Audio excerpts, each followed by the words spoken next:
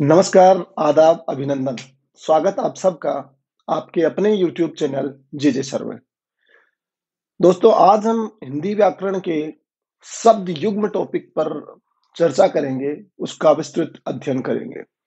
देखिए, शब्द युग्म इन्हें भिन्नार्थ शब्द युग्म भी कहा जाता है।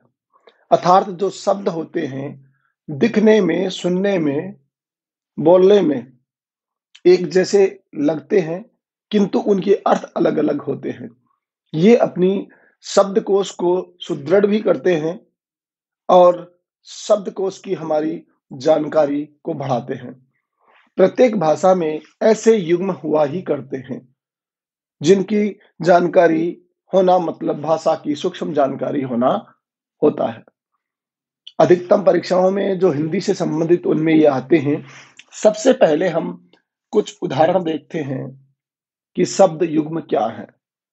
देखिए, जैसे अनल आग है और अनिल का अर्थ हवा है। इसका मतलब ये ऐसा युग्म हुआ जिसमें लिखने बोलने में तो समान से लग रहे हैं, किंतु इनका अर्थ अलग-अलग है। अनल मानी आग है और अनिल मानी हवा है। उसी प्रकार अली का अर्थ क्या है? सखी है और अली का अर्थ भौंरा है। इसमें मात्रा बड़ी है तो सखी है और अली मानी भौंरा है। एक खास बात आपको बता दूं, स्त्रीलिंग अधिकतम लिखने में बड़े ही होते हैं। अब इसके बाद आदि यानी आरंभिक या प्रारंभिक और आदि आदि प्रारंभिक आदि आदत वाला। जैसे किसी चीज का कोई आदि हो, वो आदत वाला। फिर है आधि यानी मानसिक कष्ट और व्याधि मानी शारीरिक कष्ट। ये सब परीक्षाओं में आए हुए हैं। अंश मानी हिस्सा होता है और अंश मानी कंधा होता है। फिर है कृति रचना है और कृति चतुर है। ये एक अन्य शब्द युग्म है। उसके बाद हम देखते हैं कि परिमाण। परिमाण यानी होता है मात्रा, नाप तोल जो होती है परिमाण है। जबकि परिणाम नतीजा या फल होता है, जिसे रिजल्ट भी कहा जाता है। निर्जर अर्थात देवता, जो कभी बूढ़े ना हो, निर्जर। और निर्जर मानी झरना होता है। दिखने में दोनों समान से लग रहे हैं, पर दोनों के अर्थ अलग-अलग ही होते हैं। भवन यानी होता है मकान, जबकि भुवन यानी संसार। भुवन का अर्थ क्या है? संसार। अभिज्ञ, अभिज्ञ माने होता है जानकार। अभिज्ञ मानी जानकार, अनभिज्ञ मानी अनजान या न जानने वाला। समझ गए बात? इसी प्रकार आधी है और आदि है। तो आधी मानसिक कष्ट है, हमने इसको पहले भी देख लिया। पर यहां इसके साथ आदि ये लिखा जाता है, तब मतलब होता है भाग या दो टुकड़े। आदि, आदि चीज कोई भी हो तो इसका मतलब क्या हो गए? उसके दूसरा टुकड़ा यानी उसका आधा भाग। फिर है अर्थी और अर्थी। अर्थी का मतलब सब है और अर्थी का मतलब याचक है। समझ गए बात? इस प्रकार ये आपके शब्द युग्म होते हैं। अब मैं आपको आपकी स्क्रीन पे कुछ शब्द युग्म दिखा रहा हूं और उन युग्मों के साथ हम देखेंगे कुछ प्रश्न, जिनसे क्लियर होगा कि होते क्या है और शब्द युग्म और इससे संबंधित प्रश्न किस प्रकार आते हैं। देखिए, अब कुछ और शब्द युग्म हैं जिनको हम देख रहे हैं। जैसे अग का मतलब है सर्प या पर्वत। अघ मानी पाप है। अभी अनल का मैंने आपको दिखाया, अनल मानी आग होता है, जबकि अनिल मानी हवा होता है। दोनों क्या है? अनल और अनिल समान से शब्द हैं, जो दिखने में एक जैसे दिखते हैं किंतु इनका अर्थ अलग अलग होता है। अब देखिए, अभिज्ञ जानकार है और अभिज्ञ मानी मूर्ख है। अभिज्ञ भी कह सकते हैं और अनभिज्ञ भी। दोनों क्या है? समानार्थी हैं। अभिज्ञ और अभिज्ञ दोनों समानार्थी हैं। अलक मानी बाल हैं और अलिक मानी ललाट है। समान से है ना ये शब्द युग्म। ग्रह मानी नक्षत्र है और गृह मानी घर है। ये ग्रह है और ये गृह है। इसमें री की मात्रा है और इसमें र है। समझ गए बात? दोनों का अलग अलग अर्थ। तरणी मानी सूर्य है और तरणी मानी नाव है। दिखने में समान है पर दोनों के अर्थ अलग अलग है। बदन मानी शरीर है और वदन का अर्थ मुख है। क्या है? मुख है। अक्सर ये सब परीक्षाओं में आते रहते हैं और ये जो भी आप देख रहे हैं ये सब परीक्षाओं में आए हुए ही प्रश्न मैंने लिए हैं। व्यंजन मानी पंखा होता है, जबकि व्यंजन मानी पकवान होता है। क्या होता है? पकवान। ठीक है दोस्तों। उसके बाद देखिए सूची। सूची मानी सुई। सूची का अर्थ क्या है? सुई है और सूची का अर्थ है तालिका। दोनों में अलग अलग अंतर है। फिर एक है सूची मानी पवित्र है और सची मानी इंद्राणी है, जो इंद्र की क्या है? पत्नी है। समझ गए बात? आगे देखिए, जैसे कलुष है। कलुष मानी पाप है और कुलिश मानी वज्र है। कुलिश मानी क्या है? वज्र। फिर कर्म है मानी काम है और कर्म मानी सिलसिला। कर्म मानी लगातार होता है। इस कर्म का मतलब क्या होता है? लगातार या सिलसिला। दोनों ही बातें सही हैं। क्रांति और कांति। तो ये क्रांति का मतलब विद्रोह होता है और कांति मानी सोना या चमक होता है। केतु झंडा है। केत मानी घर है। फिर उसके बाद देखिए आप,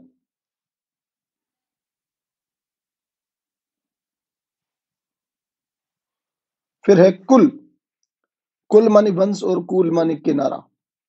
कोर का अर्थ है सोना, कोना, जबकि कौर का अर्थ ग्रास है। इसको कोर कर लीजिए आप। और ये है एक मात्रा नीचे वाले की। ऊपर वाले की एक मात्रा है, नीचे दो है। कौर मानी ग्रास।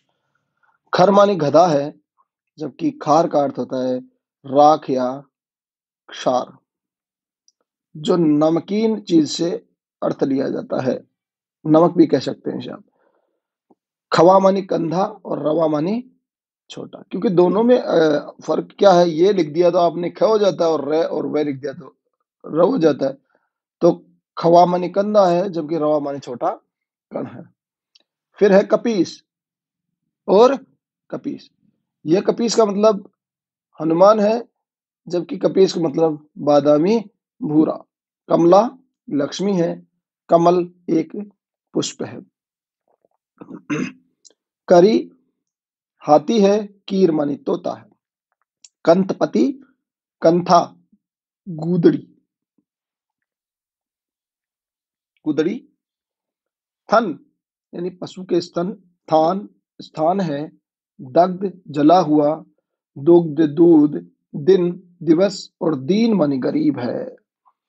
देवता ये है और देव मानी भाग्य है। देव का अर्थ क्या है? भाग्य। चलिए आगे। अब देखिए, तरंग मानी लहर, तुरंग मानी घोड़ा। तरणी मैंने आपको अभी बताया था कि तरणी का अर्थ होता है सूर्य और तरणी नींव।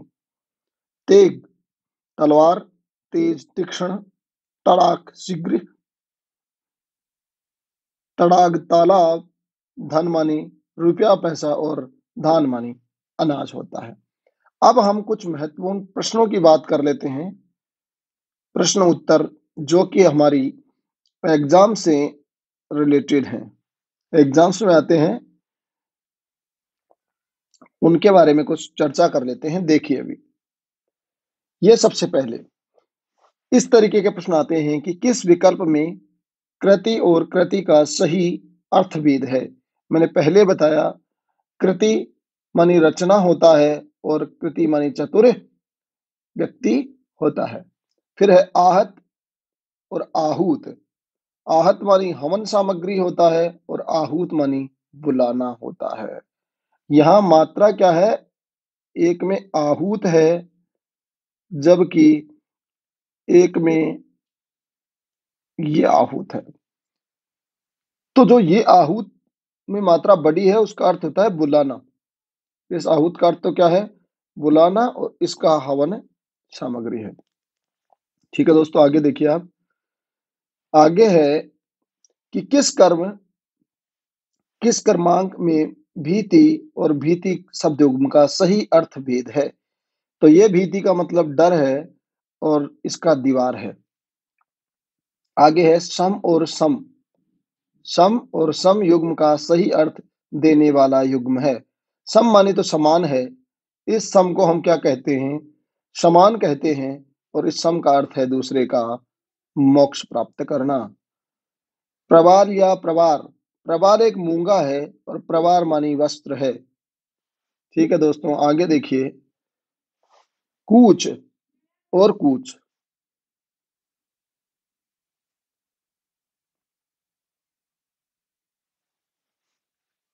एक का उरोज होगा कूच का, दूसरे का मतलब प्रस्थान। जैसे कूच करना माने जाना, कूच माने जाना।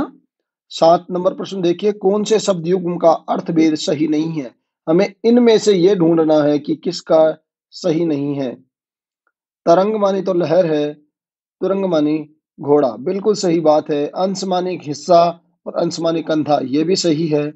और अचल माने होता है स्थिर, और अचला मानी यहाँ नारी किया है, तो ये सही नहीं है। अनिष्ट और अनिष्ट का अर्थ तो तुम्हें पता है, अनिष्ट माने बुरा और अनिष्ट माने निष्ठावान, मतलब ये भी सही है, ये गलत है। इति और इति का सही अर्थ है, इति माने समाप्त, ये तो सही है, और इति माने शुभ, ये नहीं विघ्न होता है। तो ये देखिए ये रहा 10 द में, तो इसका मतलब द सही होगा।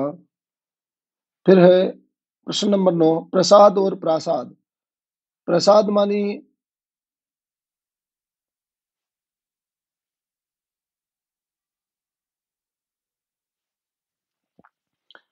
प्रसाद, प्रसाद मानी अनुग्रह और प्रासाद मानी महल, तो ये यहाँ ये भी गलत होगा। प्रसाद और महल यानी प्रसाद माने अनुग्रह या कृपा हो सकता है, तो ये सही कर लीजिए आप, इसमें ये होगा सही। उसके बाद नंबर 10 आपका जो प्रश्न है वो क्या है, देखिए किस क्रमांक में अम्ब और अम्ब का अम्बु का सही अर्थ है। अम्ब मानी माता है और अम्बु मानी जल है। तो ये आपके इस प्रकार 10 प्रश्न थे जिनसे हम ये पता कर रहे थे कि शब्द युग्म है क्या। तो अभी आपने शब्द युग्मों को देखा, इस तरीके के शब्द युग्म आपको आगे पढ़ते रहना है।